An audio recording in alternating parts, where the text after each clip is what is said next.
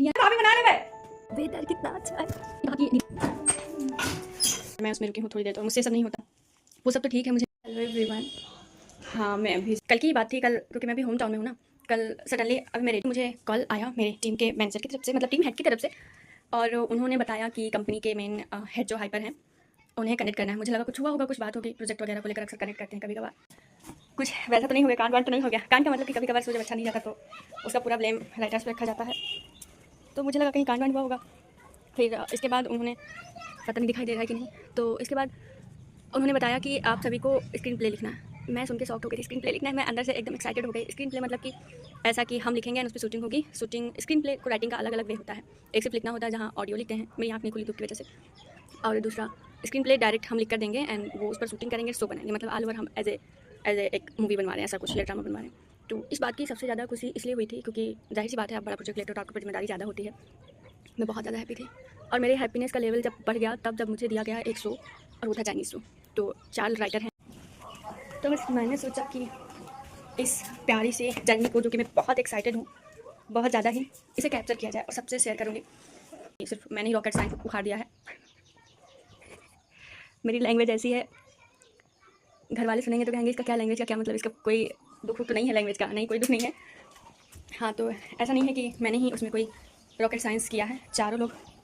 तो ये एक बहुत बड़ी जिम्मेदारी होती है जब, अब जाहिर सी बात है कि जो शो मिले हैं चारों शो हिट हैं। एक चाइना का शो है, अमेरिका का एक शो है, ऐसे कुछ वो शो बहुत हिट है।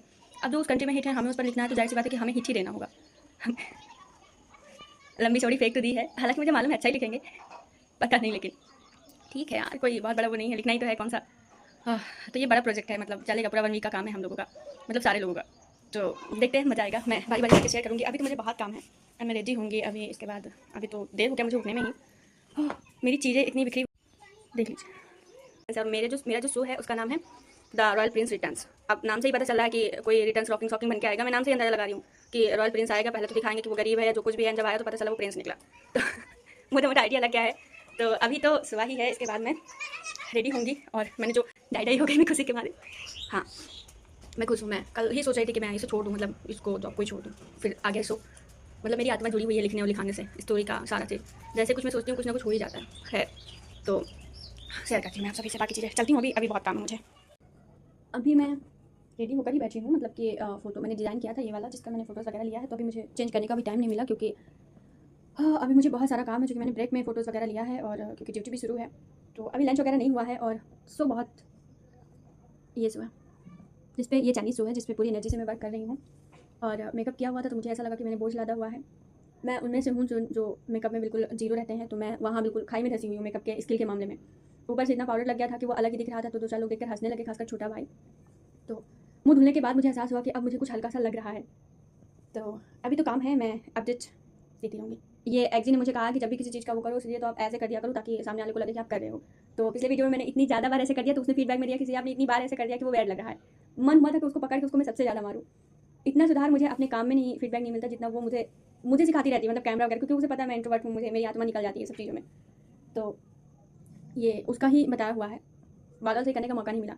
अभी बहुत काम है, मैं काम के बाद मिलती हूँ। ये आउटफिट बहुत अच्छा था, मुझे बहुत अच्छा लगा, क्योंकि यहाँ मेरे पास फैब्रिक नहीं है और होम टाउन में हूँ। बस किसी तरह मैं मेरी हाथ की सफाई चलती रहे, इसीलिए मैं कुछ चीज़ें रोक नहीं रही, वरना छोड़ दो तो फिर छोड़। मेरे कोच, पर्सनल कोच जो है वो इस बात को लेकर बहुत ज़्यादा वो होता है कि तुम्हारा अक्सर रुक जाता है प्रैक्टिस, जो कि बहुत ज़रूरी है, हाथ की सफाई बहुत ज़रूरी। तो मुझे कभी मम्मी का स्कार्फ ले लिया प्रैक्टिस के लिए, कभी क्या ले लिया, मतलब फैब्रिक बिल्कुल भी लो है, या तो मैं जाऊँ टाइम निकाल कर, सिटी थोड़ी दूर पर है, उतना भी मुझे टाइम नहीं है।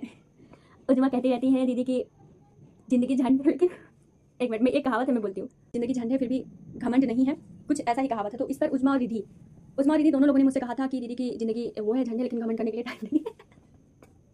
सही बात है, ये घमंड करने के लिए टाइम नहीं है, ज़िंदगी के लगे पड़े हैं। खैर ये ब्रेक था तो मैंने सोचा थोड़ी सी बात कर लूँ। और ये पर्सन है बहुत अजीज पर्सन का, मतलब कि ये किसी और की अमानत है, मम्मी ने किसी और। मैंने बहुत जल्दी में लंच किया, बने थे पराठे, 5 मिनट अभी यहीं खाने को मिलता है पराठा वगैरह, तो मैंने बहुत जल्दी में वो किया।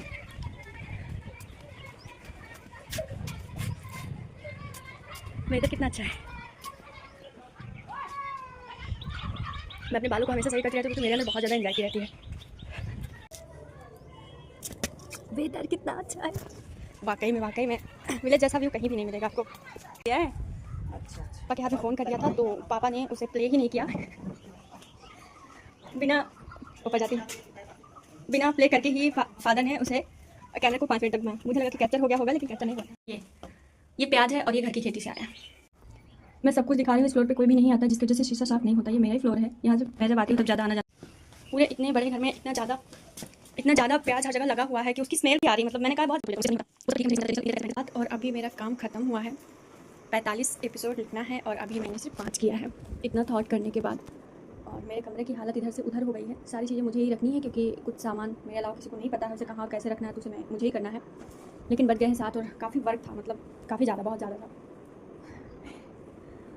हाँ, किसी ने ड्रेस वाली उस पर एक कमेंट किया था, मैंने बहुत लेट में देखा, किसी ने मुझे सेंड किया था। उन्होंने कहा फुल स्लीव करते तो अच्छा लगता।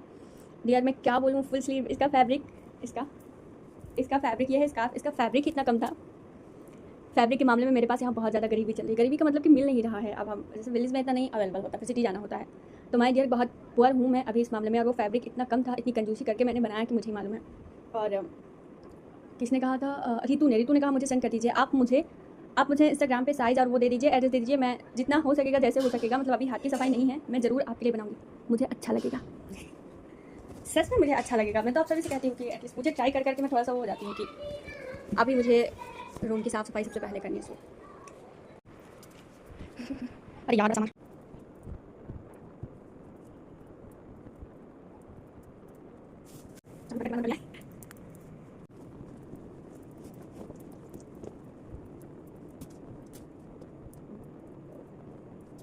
पुराने ही सही, लेकिन ये वो फैब्रिक है जो मुझे यहाँ पर मिले हैं, क्योंकि प्रैक्टिस के लिए। और ये बहुत ओल्ड थे, मदर ने रखा हुआ था, तो मैंने उसे बहुत रिक्वेस्ट करके मांगा है। किसी तरह काम चला रहे, क्योंकि काम बराबर करना बहुत ज़रूरी है। तो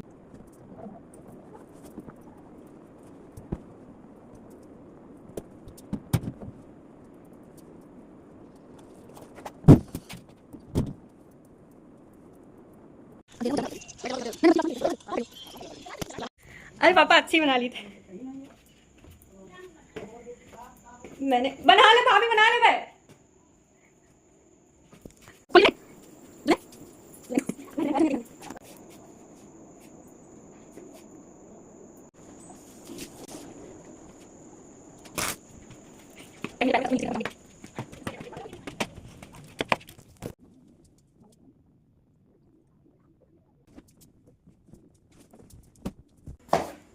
तो फाइनली 9 के आसपास बज रहे हैं और अभी सब लोग आ गए हैं, तो खाने के लिए नीचे बुलाया जा रहा है। मैं तो अभी डिज़ाइन ही कर रही थी डिनर।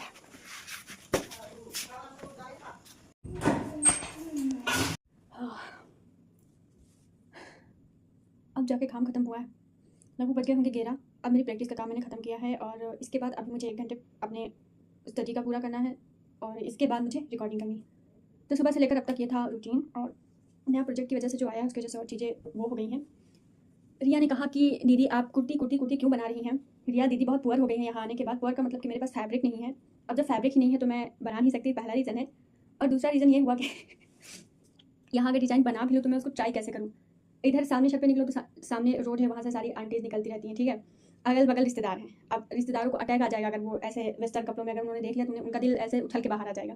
तो एक यहाँ बाध्यता है कि वैसा डिज़ाइन नहीं कर पाते, क्योंकि मटेरियल भी नहीं है, रिसोर्सेज भी नहीं है, ऊपर से ट्राई करने की भी प्रॉब्लम है। देखो कोई भी डिज़ाइन बना सबसे पहले सेटिस्फाई होना ज़रूरी है।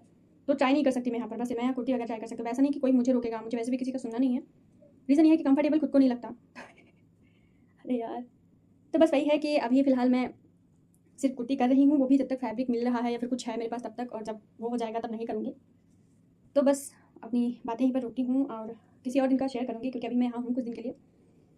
आप लोग अपना ख्याल रखें। एक्टिंग मुझसे कहती है आपने कम से कम बाय तो बोलिया कीजिए, बाय।